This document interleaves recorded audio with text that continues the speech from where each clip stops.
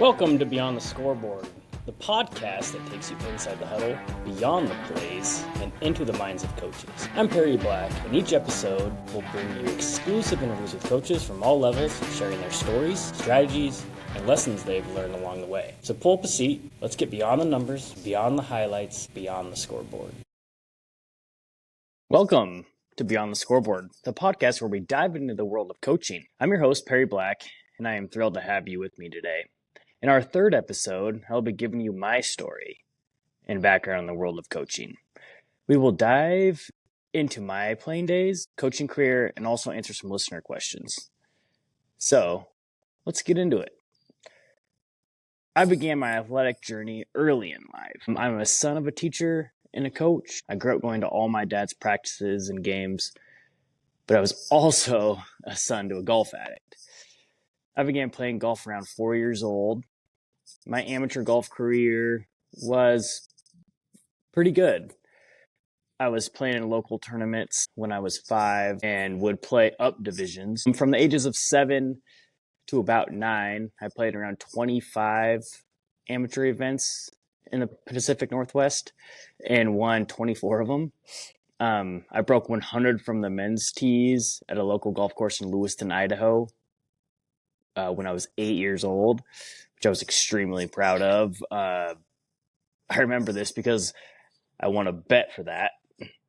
My dad and a few of his golfing buddies bet me that if I broke 100 before the age of 9, that they would take me to the Coeur d'Alene Resort and let me play around there. I was so excited. I remember that day very well. Played awesome and broke that 100 mark. Well, I am now 34 years old and I've yet to collect on that bet. Never got to play it, was never taken there, just life kind of took over. But I played golf all the time as a kid. However, my dad was really big into making sure I played all the sports. And that's kind of when I found Little League Baseball. I fell in love with it pretty much right off the bat and quit playing golf around 10 years old. I then went on and played all of the team sports growing up. And then in high school, I was a 3-sport athlete. Was lucky enough to be first team all-league in football, basketball, and baseball later in my high school career. And then that kind of moved into playing summer baseball, freshman through senior year, 3 of those years being the Lewis Clark Twins and Cubs organization. At that time, Legion Baseball was still kind of king during the summer. And we were very good. We won a couple state titles and had lots of cool opportunities playing in different tournaments around the area. And then got to go to the regional, and we actually lost my senior year in the regional tournament in Medford, Oregon, to a team that ended up getting second in the Legion World Series. And that kind of brought a few baseball offers for me in college, mostly just smaller D3 schools and some community colleges around the area. I ended up choosing Wall Community College to play. However, I got hurt in the fall leading up to that. And then the coach that had recruited me was let go and then left for a different job. So I moved back home shortly after that and kind of finished my academic career at Walla Community College and then transferred to University of Idaho. I do regret that decision a little bit. Obviously, I'm a baseball addict, and that was a tough thing. It kind of messed with my mental health a little bit, but it did unfortunately lead me into the coaching. And my coaching career started while I was still a student at the University of Idaho. I was 21 years old and was given the opportunity to be the JV boys basketball coach at Asotin High School in 2011.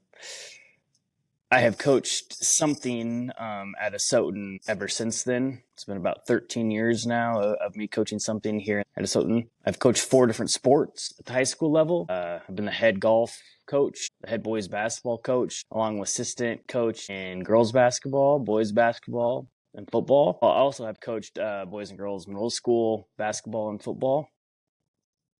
I've coached 9 summers of Legion Baseball, with 4 of them being the head coach of the Asotin County Blues organization.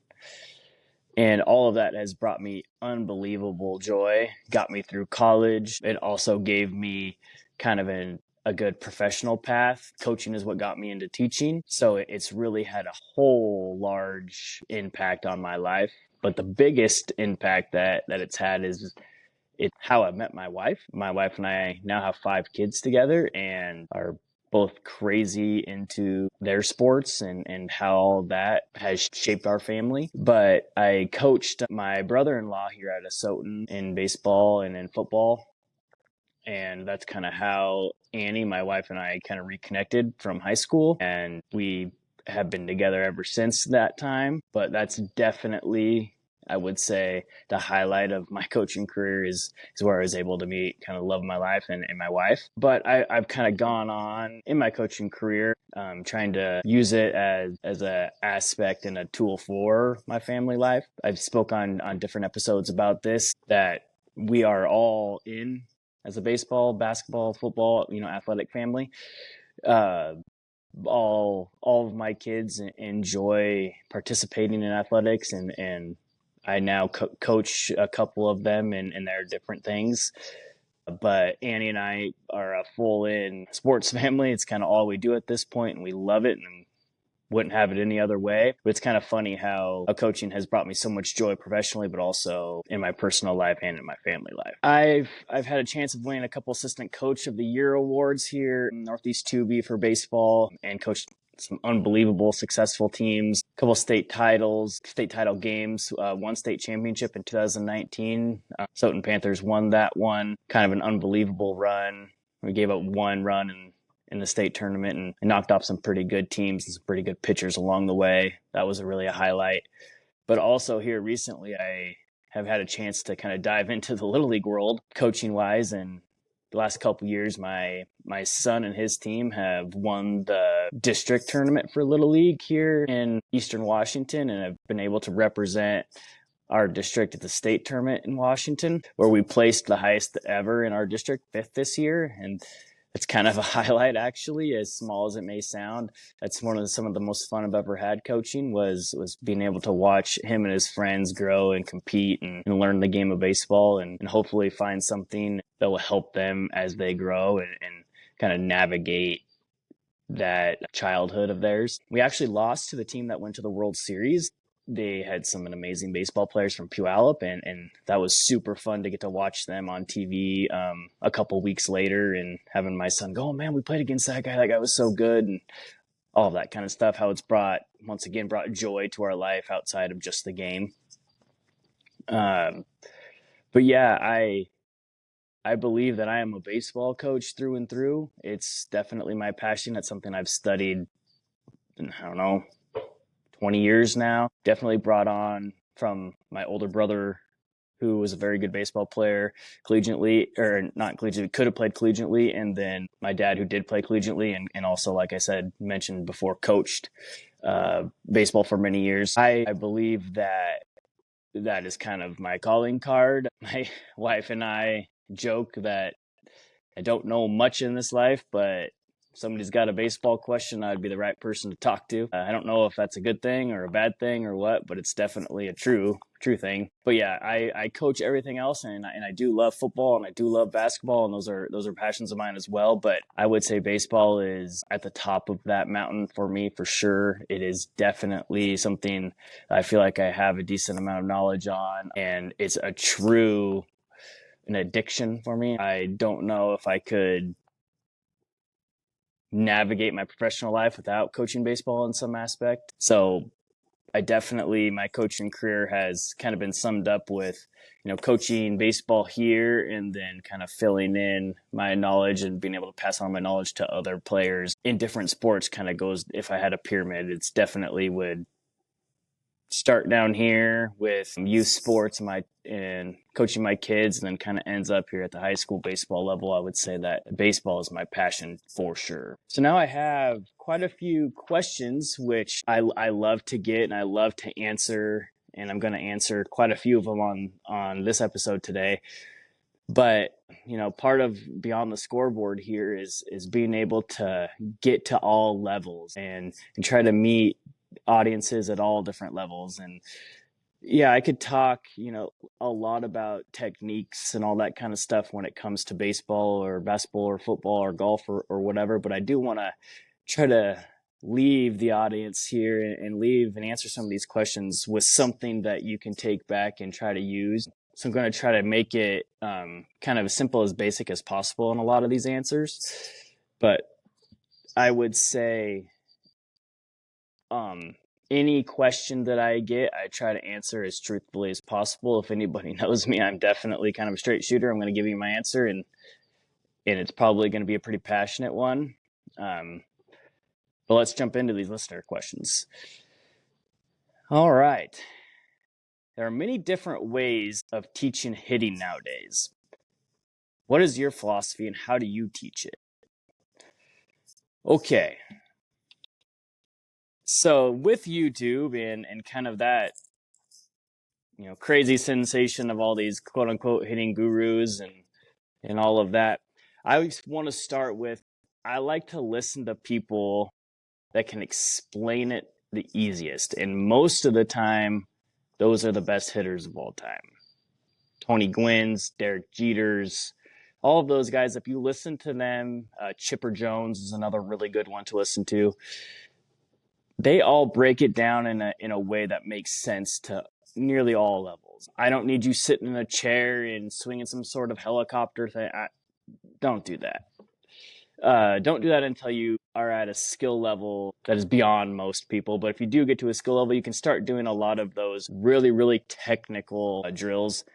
But until that time, or if you're a coach here and you're trying to help your son, we don't need to be doing that. I have 4 things that I try to really, really instill in the students and the players that I work with, and then also my own family of hitters, I call them. First is timing over technique. You can have the best swing in the world, but if you are not on time, it doesn't matter. So timing over technique is 1.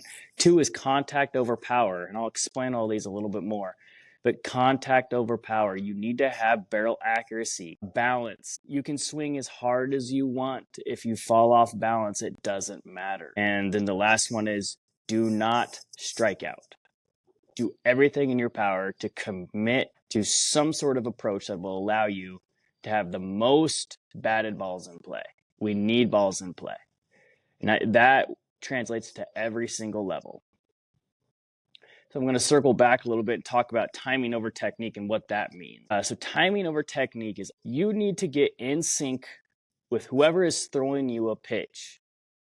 Now that is not, and I want to make sure this is clear to everybody, that is not in sync to the ball, whatever ball that is.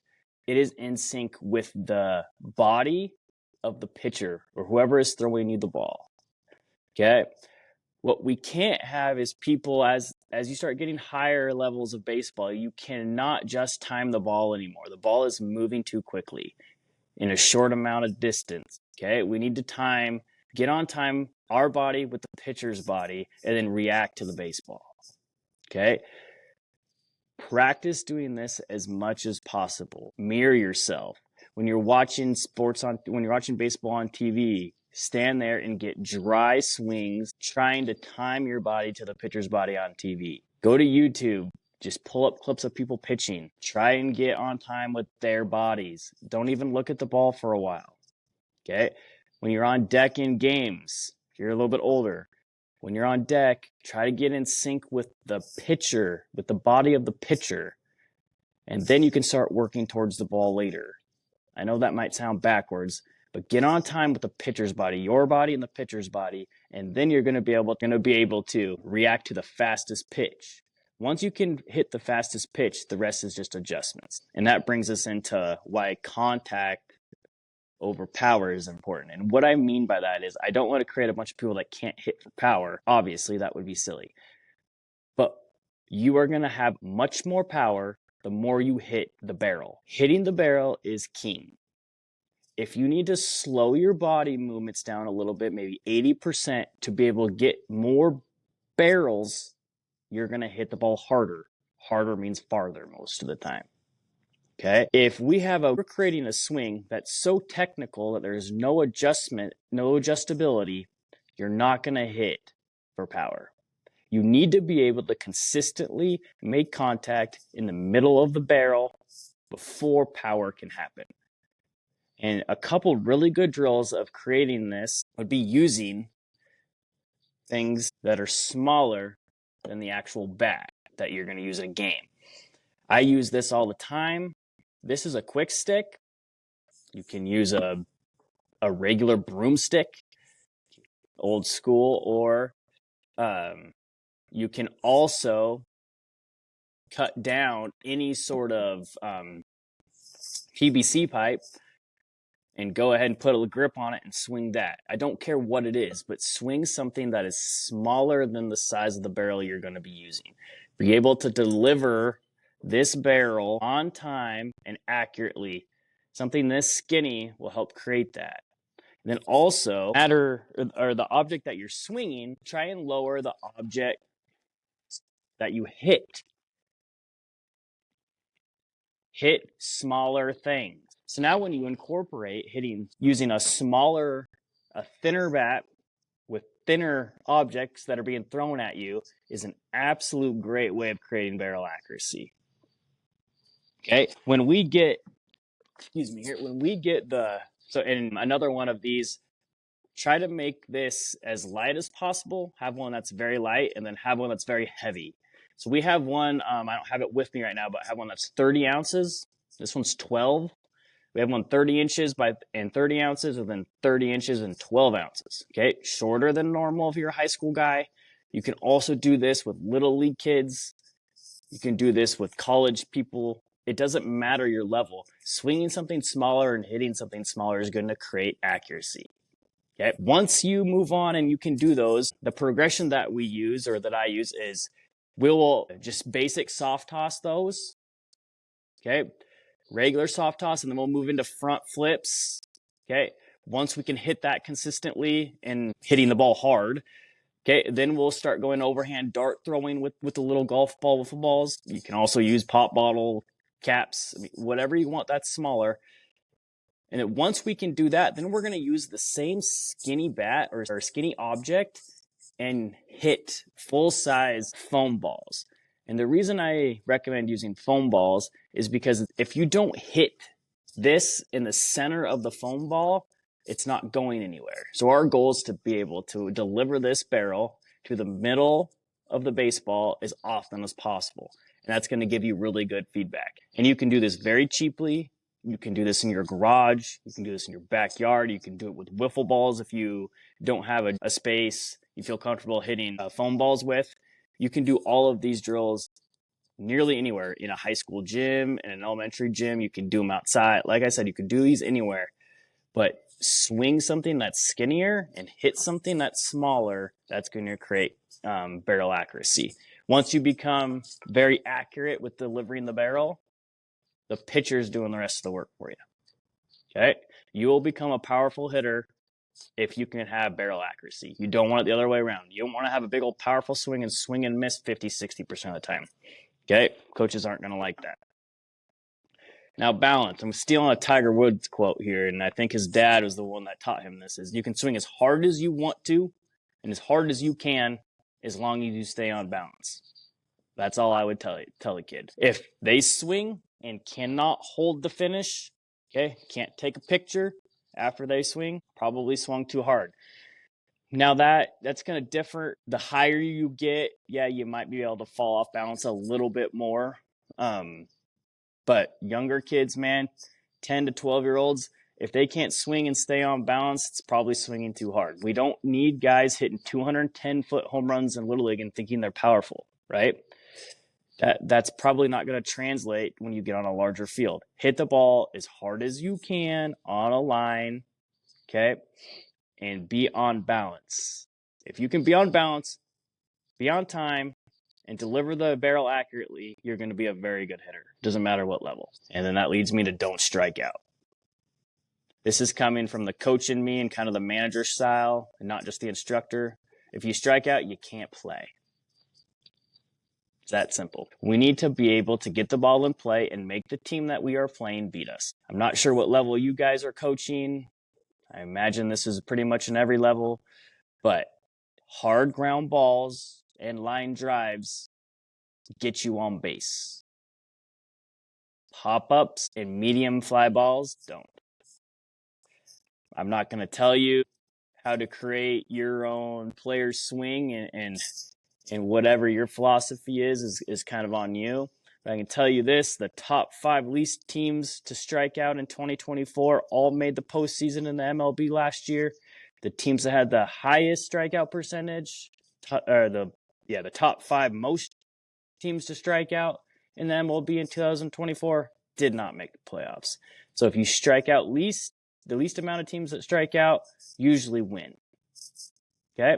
And then the opposite of that is the top 5 teams that led the top 5 teams in strikeouts so pitcher strikeouts, made the playoffs. The ones that struck out the least amount of guys didn't make the playoffs. Pretty simple stuff there, in my opinion, guys. Get the ball in play. Get the ball and play hard. You'll have a good chance. Make defenders uncomfortable. Lazy fly balls are not uncomfortable. Hard ground balls are uncomfortable. And I know that it might be kind of a controversial take these days, but I truly believe it. Tony Gwynn once said, before puberty, hit the ball on the ground as hard as possible. So young kids listening here, young coaches, before you are a developed human, try to hit the ball on the ground as hard as you can. Preferably a low line drive that goes and lands just on the outside outfield cut if you were in a baseball diamond. That is my philosophy. That is my goal when I coach kids. If you hit 250-foot fly balls in high school, you're out. Now, I have a lot of guys that barrel balls up that hit at 250. Okay, that's not going out anywhere. It's a little bit hard to explain because you have so many major league guys and major college players that are so strong that when they hit a ball, it goes 350. It might get out, a home run. Yeah, great. We hit balls in high school, especially at our level. It's not going out, and it's probably an out. Hit a ball and it goes on the ground, a bunch of top spin, still hit pretty well. There's a chance you're getting on base still.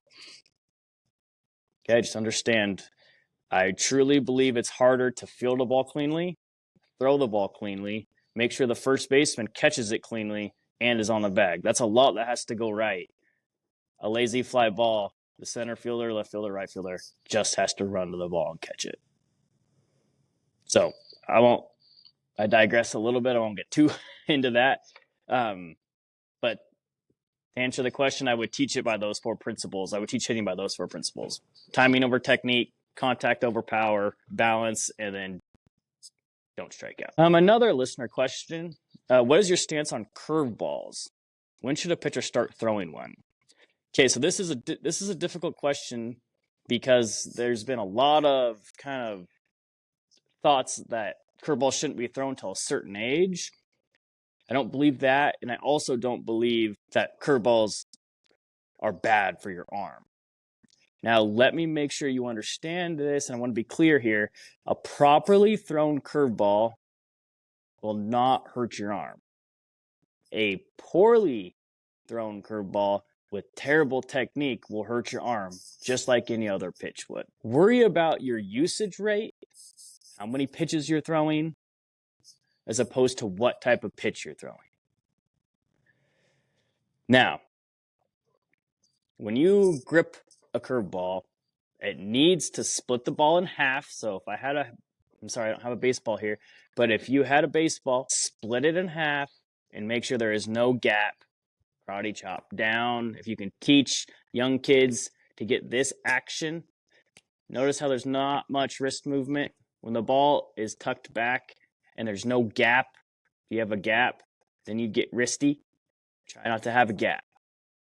Okay, that's as basic as I can teach it. Tom House has an unbelievable video on this, if you want to YouTube that. And he has lots and lots of studies on amateurs throwing curveballs.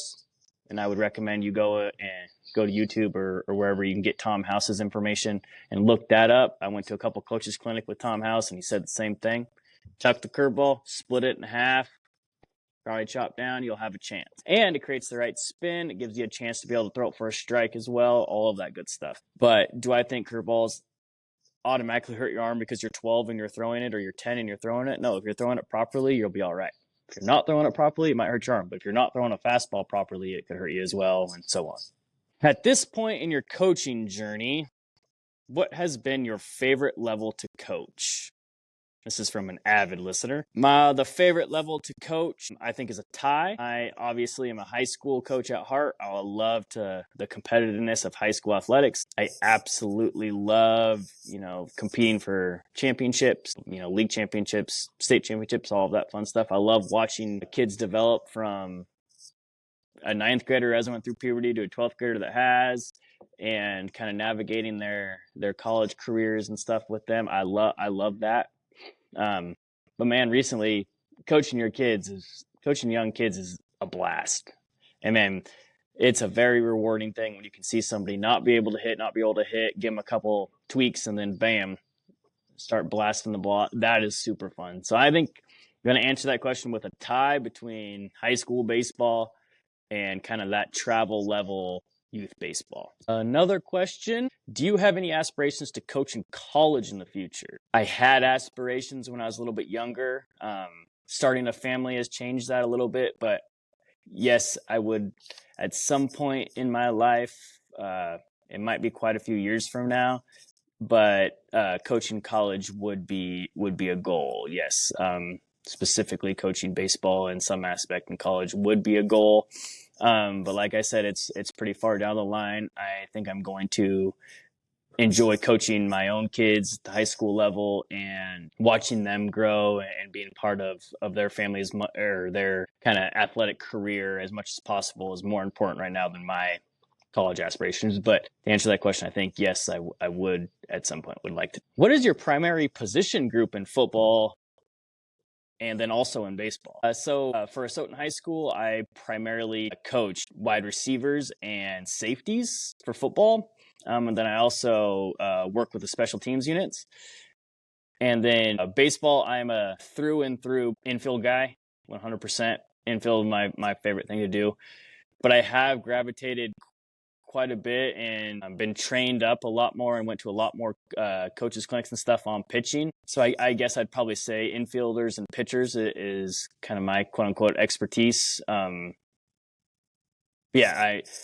any other high school, coach does, you got to learn it all and you got to be able to teach it all. But definitely infielders for baseball would be my passion. All right, the last listener question we have for today's episode is: will you coach your kids in high school sports or will you stop and just watch them?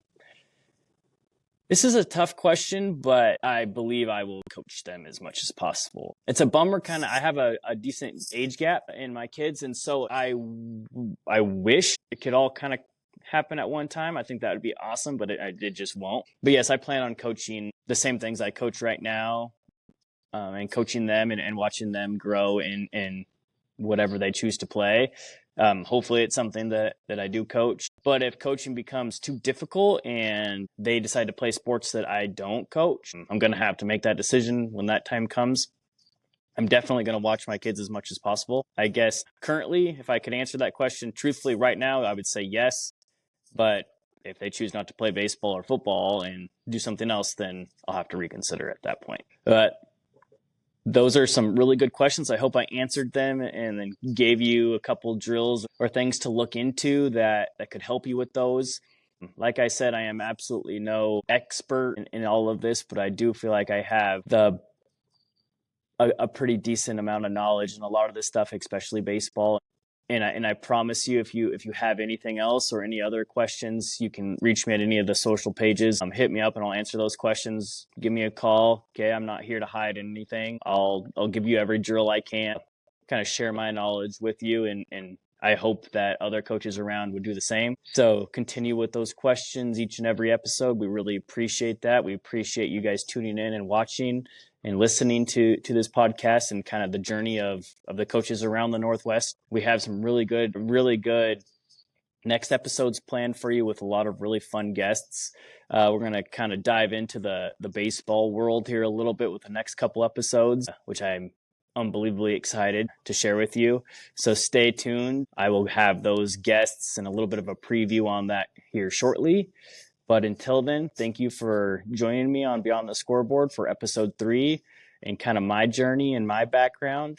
And as your host, I I really love the support, and please continue to keep joining and listening to coaches all around give their details and jump beyond the scoreboard and the wins and losses with them. I appreciate it.